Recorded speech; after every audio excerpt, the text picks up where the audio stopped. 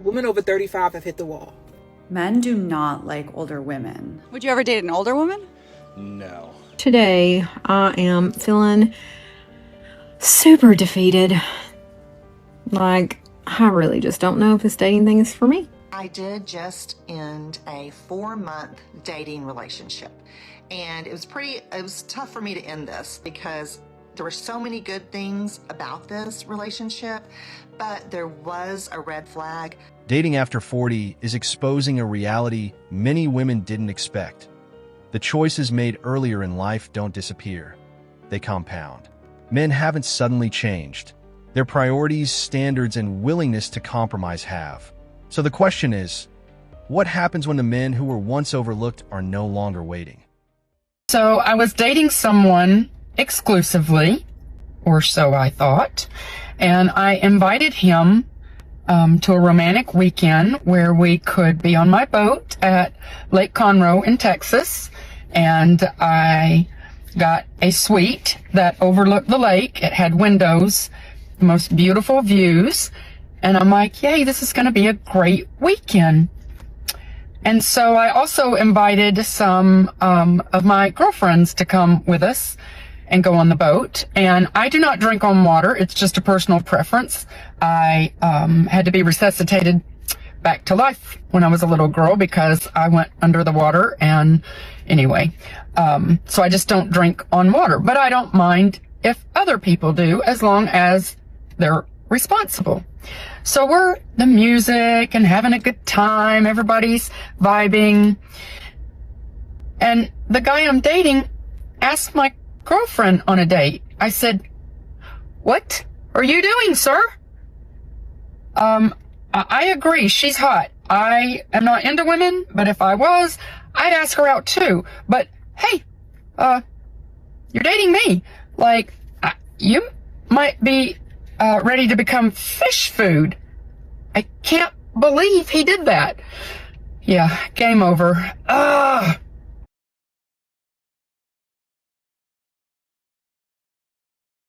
The goals were set freely, the moves were made freely, and the outcomes followed logically from both.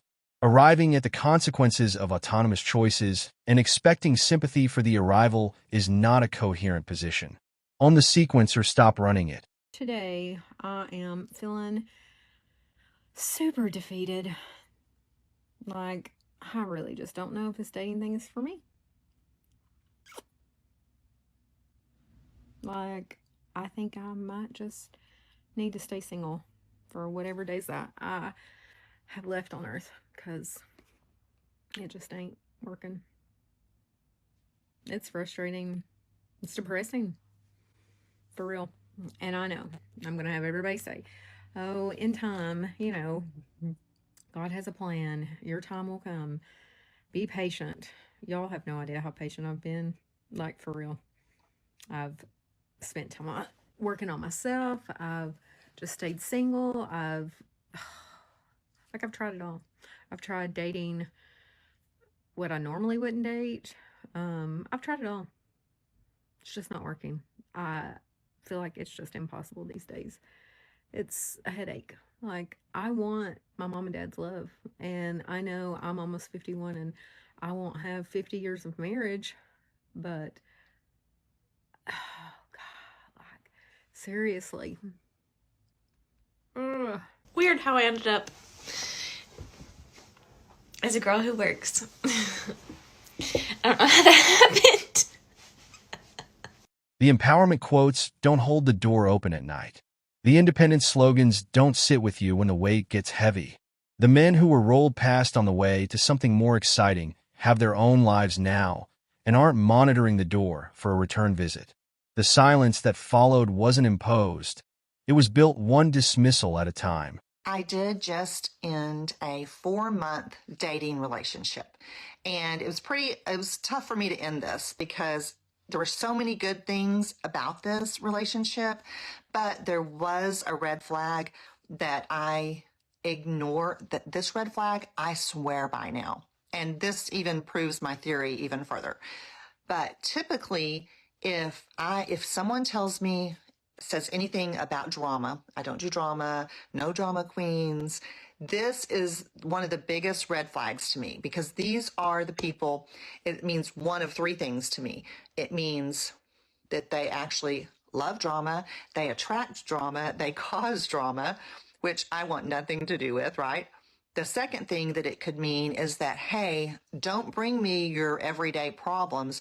I need someone to be easy, and I'm emotionally disconnected and can't handle messiness of life, which we all have. Cut and run. The third thing I think it could mean is that, which in this situation I was in, I think it meant that he was still in a toxic relationship with his ex, because they're still co-parenting and so forth. And there was a lot of drama around that relationship. Again, something that you can't get into a relationship with someone who's still in a relationship like that, because that caused our downfall. I know it did. So anyway, that's my update.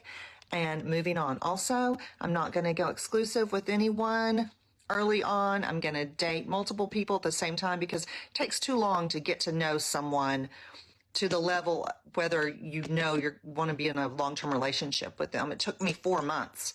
That's 4 months out of my year that I spent with someone before I realized, hey, this is not going to work. I'm just not going to do that again. Men do not like older women. Would you ever date an older woman? No. Why do you date younger women? Less trauma. Perfect age for me is 30 to 40. How old are you? I'm 62. What's your age range? Damn, this is going to be on TV. That's pretty serious stuff. I get a lot of action from younger women, that's all. Through my interviews, I have discovered a shocking amount of ageism. Women age differently. What age women do you date? 23 to 33. How old are you? I'm be 53 this year. What kind of girls do you like? Young blondes, under 29. How old was your last girlfriend? About 30. How old are you? 67. Men don't even like women their own age. What's up with the younger women, older man thing? Well, for me, a lot of it's the looks. Women your age, you don't think that look that good? I'll be honest, not a lot of them. Do you date women your own age? No. I'm not attracted to them. And women your own age still not good? All the ones my age who are really good have been taken. Why are there so many misconceptions about women being not sexy anymore after puberty? They're usually a lot younger than I am. How much younger is a lot? 15, 20 years? Yeah, my What's the biggest gap is 19 years. Okay. And how old are you? I'm 66. What's the biggest age gap you've ever had? 33 years. Male preference for youth isn't hatred or shallowness. It's biology operating exactly as designed and documented across every culture throughout recorded history. Labeling it misogyny doesn't reclassify it. It just makes the person doing the labeling angrier at something that isn't going to change because they're angry at it. Hey 60s and single, how's your day going? I'm here, as you can see, by my favorite trees that are killing me, but it's his favorite place to walk. But listen, let's talk about something. I want to get your opinion. What do you guys think about speed dating? Who's done it? Have you done speed dating before? I've never, but someone told me that they had an event here over the weekend for speed dating, and I don't know, I've never tried it, and I was kind of curious about it. Don't know how much time do you have, like, at each little thing. I think what do they do, ring a bell or something like that. And so do you, who's done it? Who's done speed dating? I want to know. I'm curious. I'd like to try it. I think it could be fun. If you have tried it, do you mind sharing your experience? Like, did you meet anybody? Like, was it worth it? And what happens? Like, what do you wear to speed dating? Is this appropriate for speed dating? Or do you need to be dressed? I don't know. Is there a dress code? Do you get food? Is there drinks at speed dating? I don't know. I'm just curious, and I'd like for you guys to help me out. And what do you think about it? I'm up for anything most of the time, and as long as it's legal. And I don't know. I'm just trying to be, creative, and I guess that's kind of like organically meeting somebody, because if you're speed dating, you don't know who's going to pop up, and you've gone there, And it may happen, it may not. So I guess you call that organically. But 60 years old and speed dating is the strategy. The years available to build something stable passed during a period when different priorities held the top position. The market that exists now isn't the market that existed then, and no amount of hustle closes that particular gap. Health first, reality second, fantasy last. I am so heated. Okay. I made a video the other day about being in my 40s and how I have no desire to date. And just give me the biggest ick right now. And I've been loving all the comments that all of you are sharing. I feel seen. I feel validated. I've realized that there are men commenting on this post. Like, since I've hit my 40s, I don't have any desire to date. No, bro. We are not the same. We're not the same. You're apples, I'm orange. You're apples and I'm caviar. Men choosing not to date in their 40s is different than women choosing not to date in their 40s. I'm so heated that like I'm shaking the camera. But the audacity of a man to come into that comment section, to come into that space, it just goes to show. One, they really want to be like us. Two, they're so delusional. I can only speak for myself. The reason why I no longer want to date men right now in my life is because y'all don't even have it together. I'm tired of it. You don't know how to communicate. You don't understand how to respect my boundaries. You don't know how to go to therapy. The list goes on and on and on. And we are not the same. Also in that post, I talk about hitting your 40s and being perimenopausal. That's where I'm at. And there is an alchemical shift that occurs in women and people with uterus that occurs during perimenopause as we transition into menopause, because in East Asian medicine, post-menopause is an incredible time where we call it the second spring. It's an era of new beginnings. In order to have those new beginnings, we have to go through this initiation process. That is the beauty of our essence. Men don't have that. You all go through your own spiritual journey, although to be honest, a lot of you are not choosing to take that initiation, but it's not the same. You don't grow up in a world that conditions you to center the other gender, that conditions you to consistently abandon yourself to make the other gender feel comfortable and nurtured, heard and seen. No, we are not the same, because we're not the same. We're not. Oh my God, I am so heated. Okay, bye. The inventory is accurate, and the price is too high. Unhealed trauma, unresolved daddy issues, emotional entanglement with previous men, and impossible standards delivered with nothing equivalent in return. That's the package men keep being asked to accept without complaint. The ones who stopped accepting it aren't broken.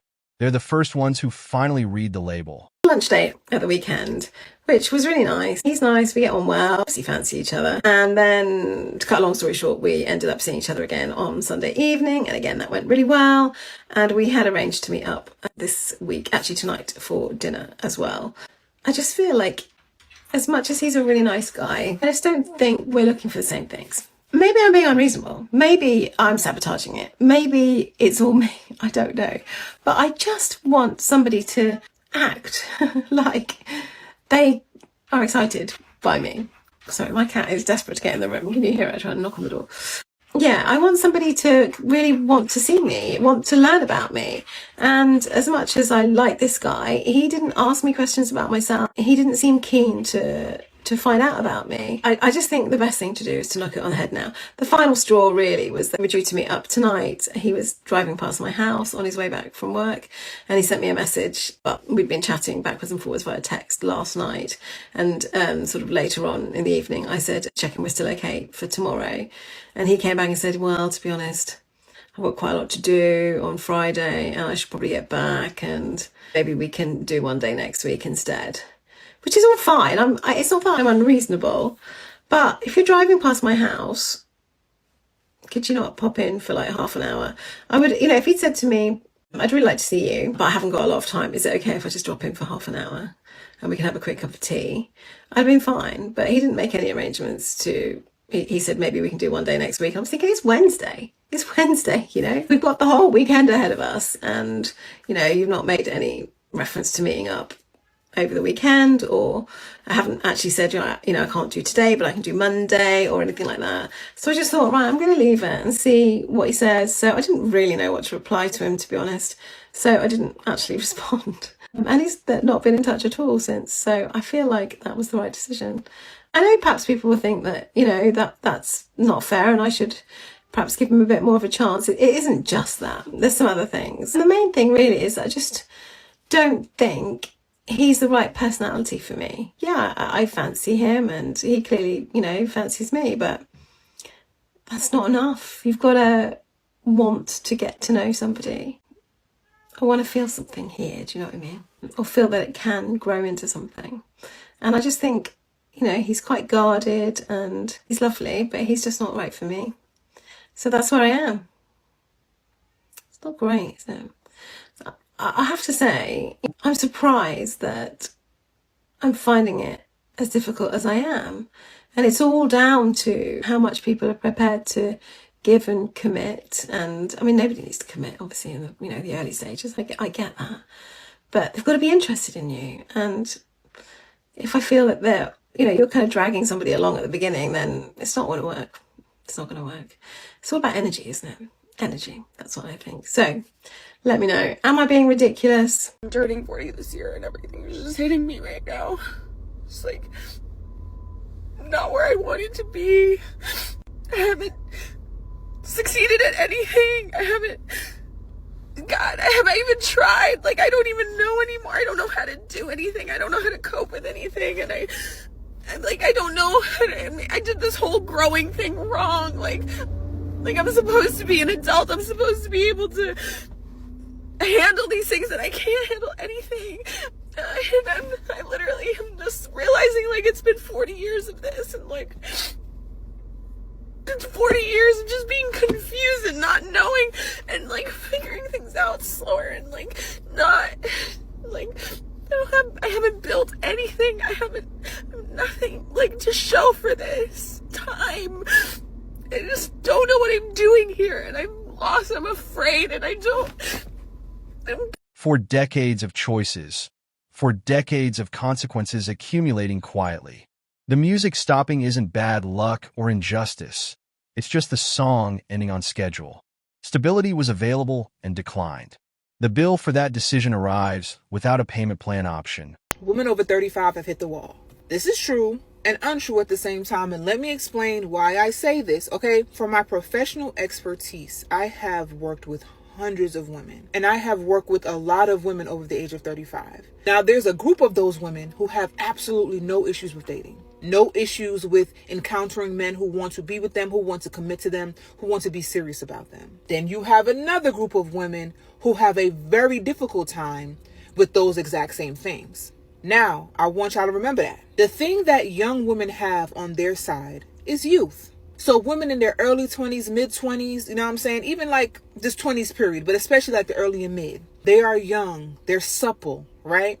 They're impressionable, right? They don't have certain baggage that older women have. And because of their youth, and especially because they're attractive, they don't have to be so smart, right? They don't have to have, you know, certain levels of integrity. They don't have to have a high standard of character because they have youth on their side. And all of us as women have gone through this process of having youth on our side. So if you were to put a woman who is 25 in the same room as a woman who is 35, and these women have a lot of the same things, so maybe the same height, same weight, same physical appearance, you know, so on and so forth. And both of those women have bad character, bad personality. Both of those women are not easy to be with. If a man had to choose, like, hey, I have to choose a woman, he's likely going to choose the younger one. However, let's go back to what I was talking about initially, where I said there are two categories of women over 35. One that has absolutely no issues with men. Men will still marry them. Men still want to be with them. And the ones who a man would not spit on them if they were on fire. The reason for that is they have bad character. They have a bad personality. They don't have the wisdom. They don't have the intellect. They don't have the things that they should have at their age. They make life hard, not just for themselves, but the people around them. Then we want to add the fact that they are out of their prime. They're out of the typical baby making ages. So yes, women in that category have hit the wall. But the women in the category who know themselves, who take care of themselves, who don't have bad character, who's a pleasure to be around, who don't take nobody's shit, but also is respectful, those women over 35 will never have a problem. Men will still gravitate towards them, because a man over 35, if he's a high caliber man, he typically doesn't want a younger woman because she does not have the wisdom, she does not have the life experience or the conversation that would even excite him, that is even something he'd be interested in. So ladies, if you're over 35 and you don't want to hit the wall, be a better person. Stay safe. Peace, genuine friendship, reciprocal support, and shared purpose. That's the actual ask. Not performance, not provision without return, not emotional labor dispensed into a void. The men who want those things and are willing to build toward them exist. They're just not accepting the previous terms anymore. I want to share my experience with aging. I'm 37 now. I'm going to be 38 in a week. And in the last year or so, I've really struggled with my appearance. And it's not so much of like a shallow thing, not wanting to look old. I know I'm not old yet, but if you're 20 something, you're like, oh, you are old. If you're 60, I'm not old, you know? It's all relative. But it's not even that I'm like upset about a wrinkle or a blemish or a pigmentation. It's this just really weird phenomenon that happens where you don't recognize yourself and you're trying to look like you always have. And not in an age way, but just in a recognizing yourself. And so I'll do my eyebrows. And I'm like, well, that didn't do it. Okay, maybe I just need more concealer. And then that doesn't do it. And then you realize you've lost volume in your face. And I now have these like really deep, they're just hollow, right? My thin is more skin. Just all these things have changed that makeup can't change. I guess plastic surgery or like augmentation injections can maybe fix, but it's just odd to seek yourself in the mirror or on camera and not be able to find it and having to become okay with this new person. And I don't know. I think women will understand. Like, what you would look like with mascara versus not. You know what you look like with a face of makeup versus not. It's kind of the same way. Like, I swear, it's just like one day you're like, oh, I look like this. And then you wake up and you're like, oh, I don't look like that. I look older and more tired. Let me do what I'm used to doing. The normal mascara, the normal eyeliner, whatever it is. And then that doesn't work and you're faced with aging. It's just it's okay. But it's definitely Can't argue with cold hard facts. I swear I do not understand dating anymore.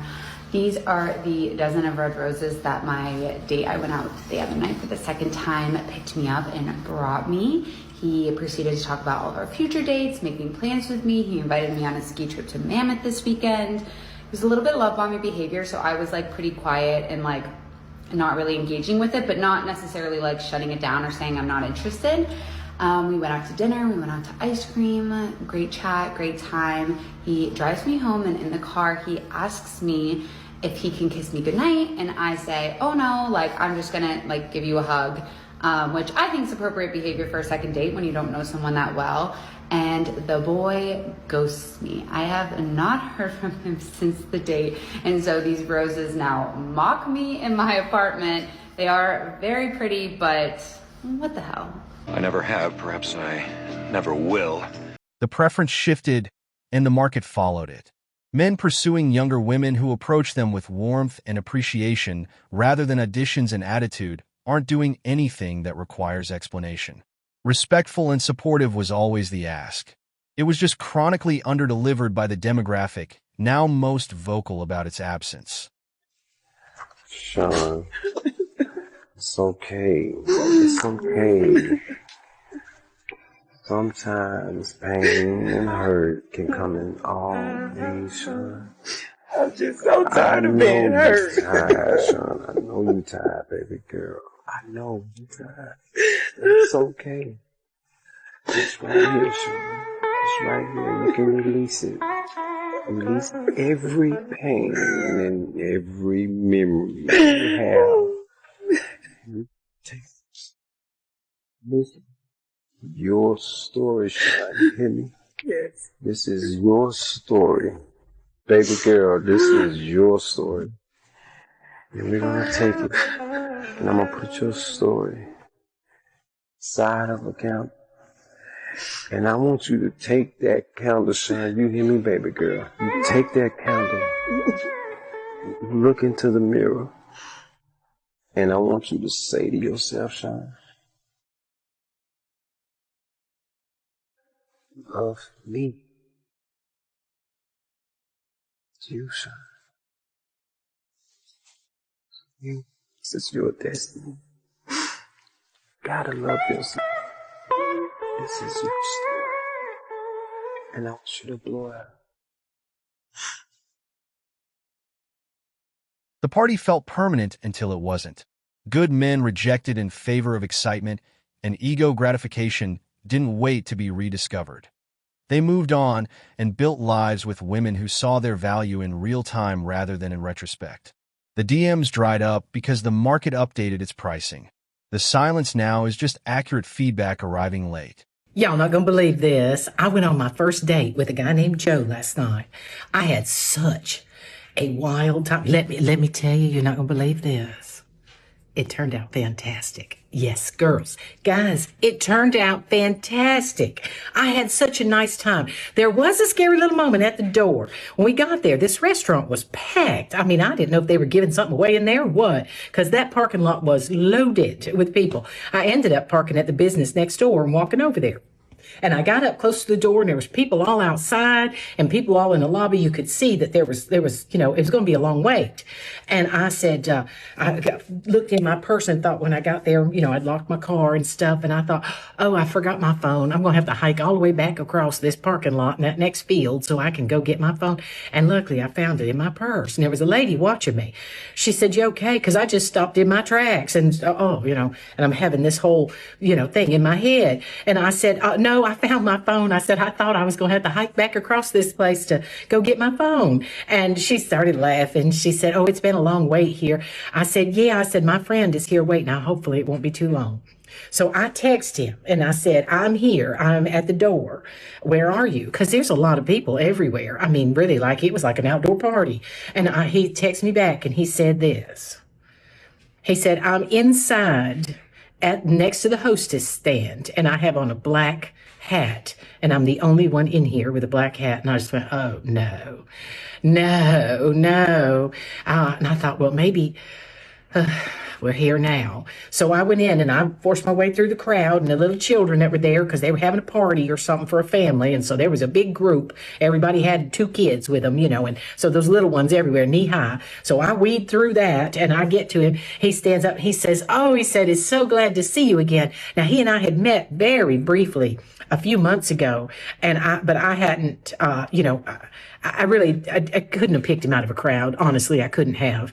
And so he stood up, he knew right who I was, and he gave me a hug and said, oh, I'm so glad you made it. He said, it shouldn't be too long. He said, I've actually been here about a half hour. He said, so I knew the place would be full. I wanted to get our seat, didn't want you to have to wait that long. I said, oh, and I thought, well, isn't he charming to go ahead and think ahead like that? And I thought, well, that's a good red check mark there. That's a good, not a red flag, but a green flag, right? Then we got seated. We sat there and talked for a few minutes, and the folks around us, like anywhere else, if you talk in public, everyone else, they got nothing to do but mind your business. So, and that's okay. It's okay, because Lord knows I do it. And so the folks near us, he and I are talking. We're talking about some world traveling that he's done, some places I've traveled to overseas. We're sitting there talking about that, and we were actually just clicked, having a conversation. And then these strangers got involved in our conversation. And he and I, we just played right along and just flowed with it. There was no uncomfortable, no awkward, like we knew each other, like we knew how to manage these folks being in our conversation and joining them in, but just a little bit, And then one of the staff members there is a gal that I know absolutely adore, matter of fact. And I didn't know she worked there. She said it was a new job for her. And so she came over and gave me a big hug. And that's always nice to see someone out, that knows you and thinks that much of you. So I got my little hug from her. And then on the way to the table, somebody else that I know, not from TikTok, just I know in my regular life, seen me and stopped. And we got to the table. He said, "You're quite a little popular girl." I said, "I am." I said, "I apologize. These are my friends I've known for years. They all worked at a different restaurant and I used to go there. I know that." I said, "They're lovely people." And we sat down. So we started talking. And he said, "Do you need to see the menu?" I said, "No, I know, I know what I'd like." And he said, "Well, me too." So without looking at the menu, the waitress comes, she asked what we'd have to drink. And so we ordered, we no alcohol. We just ordered, because he's got a little drive. He got about a 45-minute drive. And of course, I've been working all day. I don't need to be drinking no alcohol. And I'd had a bit of a rough day. I didn't want any alcohol making my mouth run more than it should, because I did have kind of a hectic day. Well, it wasn't hectic. It just was aggravating. We'll just say that. So then we ordered our food. We ordered the exact same meal without even, because the folks at the other table were then talking to my date, Joe, when I was giving the waitress my order. And then when he gave his order, he ordered the exact same thing. And I just smiled. And he said, the waitress ordered, he said, "What did you decide on?" He said, "I'm sorry, I missed what you ordered." I said, "You don't believe this." And he said, "What?" I said, "I ordered the exact same thing as you did." He said, "Well, how'd you know what I was going to order?" I said, "I didn't." And he started laughing. He said, "We're a lot alike." He said, "I can tell we're a lot alike." I said, "I think we are." And we got a kick out of that. We talked some more about some business that he and I both were familiar with overseas. And then we had a nice chat about some different places we've seen here in the United States and visited, and I love to always tell about the great places I've been, like Temple Square and things here in the U.S. that I visited that I was very impressed with. And so we talked about that, and the conversation just flowed, girls. It just flowed. Now, afterwards, I have to say that when I got in the car and headed home, I talked to one of my gal pals. I called her, "Okay, I'm leaving." It all went good, right? And she said, "Well, did you get little butterflies in your bed?" I said, "I don't know." Because we just instantly connected like we've known each other. So I don't know. I didn't get that, but the comfort level, the comfort zone was out of this world. I mean, just absolutely clicked. So I don't know. But so I promise you, this gentleman and I are going to stay friends at the very least. And of course, at the end of the meal, there was no discussion. He offered to pay. He said, "Oh no," he said, "How do I do that?" And of course, then we had a good joke about how we now work at the steakhouse, because how like the Walmart checkout, you got to check yourself out. Well, here at this restaurant, you also have to check yourself out. And it's a nice restaurant, but you do have to check yourself out at the table. So we fiddled around with that until we said that we want to know what night the company Christmas party was, because we was going to come to the Texas Roadhouse Christmas party now that we work there. We're the checkout girl and guy. And we had a really nice time. Y'all see, sometimes dating, it's not about the fails. It's about the wins, okay? It's like going to the grocery store, buying a melon. You're not going to just pick the first melon up and throw it in your wagon. You're going to pick it up and thump the end of it and see how it sounds, see if that's the right one. And that's what we've been doing with dating. And I think it's a real possibility that we found the right guy. Can someone please explain to me what's happening with the dating scene? Because I can't do this. I've been a wife my whole life. I can't be in these streets like this. I have 25-year-olds sending me peen videos. I don't want to see that. What is that going to do for me? I am grown up. I have bills. I have kids that are literally your age. I have 40-year-olds who won't communicate, who ghost, who lie about who they are and what their intentions are. Liars, people who pretend to be people they surely are not. I just can't. I can't do it. What is happening with these men? I can't. I just need a godly man. I need a quiet. You don't have to be quiet. I like them loud and fun. I'm loud and fun. I just want you to be honest and go to work. I don't need you to pay my bills. I can pay for them myself. I can do my own nails. I can do my own hair. I can keep up myself. Can you talk? Can you communicate? Can you not be a liar? Help. What? Stability was available when leverage was high and got treated as a consolation prize. Now that the leverage is gone, the stability looks different, necessary rather than optional, desirable rather than settling. The men who provided it and got declined watched the dynamic play out in full and quietly updated their availability status. The table they left isn't empty. They're just not at it anymore. Dating over 40 isn't impossible, but the terms are different now. The men seeking peace, loyalty, friendship, and genuine partnership still exist. They just aren't accepting the same conditions they once tolerated. The men who were rejected didn't stand still. They built lives, moved on, and made different choices. The nightmare isn't that good men disappeared. It's that many women realized their value after those men had already stopped waiting. Thanks for watching MGTOW Voice. Show us your love by liking, sharing, and subscribing. Support us and help spread awareness for men around the world. We welcome a healthy debate and discussion, so feel free to comment and share your thoughts.